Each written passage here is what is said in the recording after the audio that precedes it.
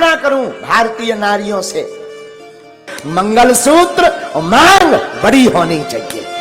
नमस्कार दोस्तों, जय सीताराम, जय हनुमान, जय बागेश्वर धाम सरकार। दोस्तों, सिंदूर औरतें के सुहाग का प्रतीक होने के साथ उनके श्रृंगार में भी सबसे ज्यादा महत्वपूर्ण होता है।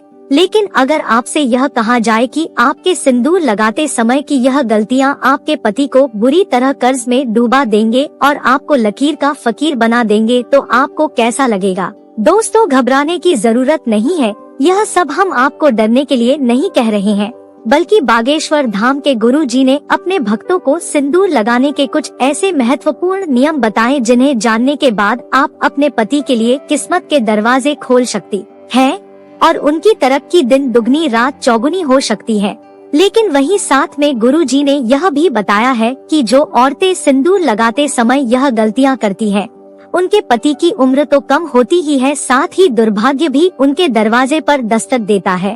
तो अगर आप भी जानना चाहती है कि सिंदूर लगाते समय हमें कौन सी बातों का ध्यान रखना चाहिए, तो इस वीडियो को अंत तक जरूर देखिएगा। दोस्तों, स्वागत है आपका हिंदी धर्मार्थ चैनल में। वीडियो में आगे बढ़ने से पहले वीडियो को लाइक कर चैनल को सब्सक्राइब जरूर करें, जिससे कि जानकारी पूर्वक वीडियो आपको मिलती रहे। तो बिना विलंब वीडियो में आगे बढ़ते हैं।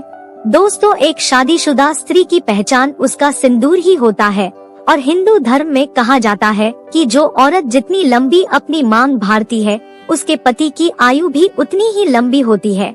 इसके अलावा सामुद्रिक शास्त्र में जो 16 श्रृंगार बताए गए हैं, उनमें से सबसे महत्वपूर्ण श्रृंगार सिंदूर ही है, जो न केवल एक स्त्री की गरिमा को दिखाता है, बल्कि उसके पति के सौभाग्य को भी बनाए रखता है। लेकिन आधुनिकता के चलते औरतें में मॉडर्न बनने की होड़ में इस परंपरा को एक तरफ किनारा उठाकर रख दिया है। अब या तो महिलाएं अपनी मांग में सिंदूर लगाती ही नहीं है, या फिर टेढ़ी मेढ़ी मांग बनाकर उल्टा सीधा सिंदूर भरने लगती है, और इसी वजह से उनकी जीवन में परेशानियां चलती रहती हैं। और फिर वह औरतें अपने भाग्य को और अपने भगवान को दोष देती है। लेकिन आज की वीडियो देखने के बाद आप जरूर समझ जाएंगे कि हमारी ही गलतियां हमारे कर्मों का निर्धारण करती हैं और हम पर भारी पड़ती हैं।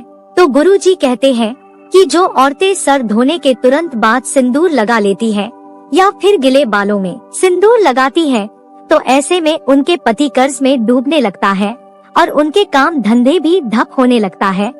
साथ ही आपको यह भी बता दे कि शास्त्रों के अनुसार गिले बालों में सिंदूर भरने से इसका प्रभाव महिलाओं के मन पर पड़ सकता है और उनके मन में बुरे बुरे विचार आ सकते हैं, और ऐसा करने से पति पत्नी के रिश्ते में लड़ाई झगड़ा और परिवार में क्लेश हो सकता है। औरतें को हमेशा अपने बाल धोने के बाद सूखने चाहिए और उसके बाद ही अपनी मांग भरनी चाहिए। इसी के साथ गुरुजी यह भी कहते हैं कि फैशन में महिलाएं अलग अलग बनावट के कपड़े पहनने लगी है, इस तरह सिंदूर को भी अपनी सहूलियत के हिसाब से लगाने लगी है, जो कि बिल्कुल अनुचित है। सिंदूर लगाते समय महिलाओं को यह ध्यान में रखना चाहिए कि सिंदूर हमेशा नाक की सीध में ही लगाया जाता है। जो औरतें टेढ़ी मेढ़ी मांग निकालकर सिंदूर लगाती हैं, ऐसी औरतें के पति की सफलता में कई रुकावटें आती है और उनके कोई भी कार्य सफल नहीं हो पाते। वहीं औरतें अपनी मांग के सिंदूर को अपने बालों में छुपा लेती हैं, तो वैसी औरतें के पति को समाज में सम्मान नहीं मिलता और समाज में उनकी छवि भी और लोगों के बीच में छुप जाती है। लोग या तो उन्हें पहचानते नहीं हैं, या फिर उनकी एक गलत छवि लोगों की नजरों में बनी रहती है। इसके अलावा गुरुजी ने यह भी कहा कि औरतें अक्सर अपना सिंदूर दूसरी औरतें को लगाने के लिए देती है, या फिर दूसरों से मांग कर सिंदूर अपनी मांग में भर लेती है। अगर आप भी उन्हें औरतें में से हैं जो अपना सिंदूर किसी दूसरी औरत को लगाने के लिए मिलती है, या फिर किसी और का सिंदूर अपनी मांग में लगा लेती है, या किसी और की बिंदी लगा लेती है, तो आपके पति का सौभाग्य आप खुद ही दुर्भाग्य में बादल रही हैं। कभी भी किसी और की बिंदिया यह सिंदूर मांग कर लगाने से हमारी पति के जीवन में भी वही दुख और तकलीफ आने लगती है जो उस स्त्री के जीवन में होती है। और अगर आप अपनी बिंदी और सिंदूर किसी और को लगाने के लिए देते हैं, तो इससे आप अपना सौभाग्य उसे स्त्री को खुद दे देती है। तो इसीलिए आप अपनी किसी भी चीज को दूसरों को दे सकती हैं, या दूसरों से मांग कर कुछ भी इस्तेमाल कर सकती हैं, लेकिन अपनी बिंदी और सिंदूर को किसी को देने और किसी से लेने से पहले 1000 बार सोचिएगा। इसी के साथ दोस्तों गुरुजी ने सिंदूर लगाते समय किन बातों का ध्यान रखना चाहिए यह भी बताया। गुरुजी कहते हैं कि औरतें को हमेशा नाक के सीध में लंबा सिंदूर लगाना चाहिए। माना जाता है कि औरतें अपनी मांग जितनी लंबी भारती है, उनके पति की आयु भी उतनी ही लंबी होती है और उसकी तरक्की के रास्ते भी खुलती चले जाते हैं। अगर आप एक कामकाजी महिलाएं और हर रोज सिंदूर लगाना आपके लिए मुमकिन नहीं है, तो आप यह ध्यान रखें कि तीज त्योहार के मौके पर सिंदूर जरूर लगाएं और हो सके तो जब भी आप किसी मंदिर या फिर पवित्र स्थान पर जाएं तो वहां का सिंदूर लेकर अपनी मांग में जरूर भरें। और जिन स्त्रियों की नई शादी हुई है वे भी अपनी शादी का सिंदूर संभाल कर रखें और इस सिंदूर में और सिंदूर मिलाकर लगाते रहे और कम से कम 40 दिन तक यह सिंदूर जरूर लगा कर रखें। इसी के साथ गुरुजी ने यह भी कहा कि तीज त्योहार के मौके पर करवा चौथ पर अपने पति से सिंदूर लगवाना भी सौभाग्य को बढ़ा सकता है। इसी के साथ महिलाओं को यह ध्यान रखना चाहिए कि सिंदूर लगाते समय अगर सिंदूर उनके नाक पर गिर जाता है तो उनके पति की आयु बढ़ जाती है। वहीं अगर सिंदूर गलती से जमीन पर गिर जाता है तो इससे महिलाओं के जीवन में जरूर कोई ना कोई संकट आने वाला होता है।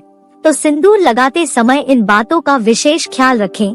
हमारे हिंदू धर्म में एक कथा प्रचलित है कि वनवास के बाद जब एक बार माता सीता अपनी मांग को सिंदूर से भर रही थी, तब हनुमान जी सीता माता के पास आकर पूछते हैं कि माता आप यह क्या कर रही हैं? तब सीता माता जी ने हनुमान जी को बताया कि वह श्री राम की लंबी आयु के लिए अपनी मांग में सिंदूर भर रहे हैं। इससे श्री राम की आयु बढ़ती है और श्री राम प्रसन्न होते हैं। तब हनुमान जी ने सोचा कि अगर इतना सा सिंदूर लगाने से उनके प्रभु की आयु बढ़ सकती है तो क्यों न वह अपने पूरे शरीर पर सिंदूर लगा ले, और तभी से हनुमान जी पर सिंदूर चढ़ाने की प्रथा बन गई। तो देखा आपने, अगर सिंदूर में इतनी शक्ति है कि वह भगवान की आयु बढ़ा सकता है तो इंसान की तो बात ही क्या है। तो दोस्तों सिंदूर वास्तव में एक महिला के सौभाग्य से जुड़ा होता है, क्योंकि हर एक इंसान के भीतर 7 चक्र होते हैं और जो महिलाएं नियमित रूप से सिंदूर लगाती हैं, उनका 7वां चक्र यानी कि आजा चक्र बिना किसी मेहनत के तपस्या के सक्रिय हो जाता है। और जब किसी व्यक्ति का आजा चक्र जागृत हो जाता है तो उसे परिस्थितियों को भांपने की शक्ति मिल जाती है। तभी तो महिलाओं को आगे होने वाले घटनाओं का अंदाज बाकी लोगों से पहले हो जाता है। आपको बता दें कि बड़े बड़े तपस्वियों को अपने आजा चक्र को जागृत करने के लिए गहन तपस्या करनी होती है। वही महिलाएं अपना आजा चक्र केवल अपनी मांग में सिंदूर लगाकर ही जागृत कर सकते हैं। वही विवाहित के लिए तो सिंदूर न केवल उनके सौभाग्य बल्कि सुहाग का भी प्रतीक है और वह स्त्रियां अपने पति के हृदय में एक विशेष जगह भी प्राप्त करती है, जो अपने पति के नाम की मांग रोज भारती है। तो दोस्तों औरतों को यह हमेशा ध्यान रखना चाहिए कि सिंदूर न केवल उनके पति की आयु लंबी करता है बल्कि उनकी चेतन शक्ति को भी जगा देता है। तो सिंदूर लगाना न केवल उनके पति के सौभाग्य से जुड़ा है बल्कि स्त्रियों की मानसिक शांति से भी जुड़ा है।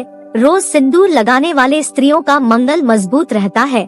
तो उम्मीद करते हैं कि गुरुजी के बताए हुए मांग भरने के यह नियम आप जरूर अपनाएंगे। अगर आपको यह वीडियो अच्छी लगी हो तो वीडियो को लाइक जरूर कर दीजिएगा और कमेंट बॉक्स में जय श्री राम, जय बागेश्वर धाम सरकार, जय हनुमान, जय सीताराम जरूर लिखे।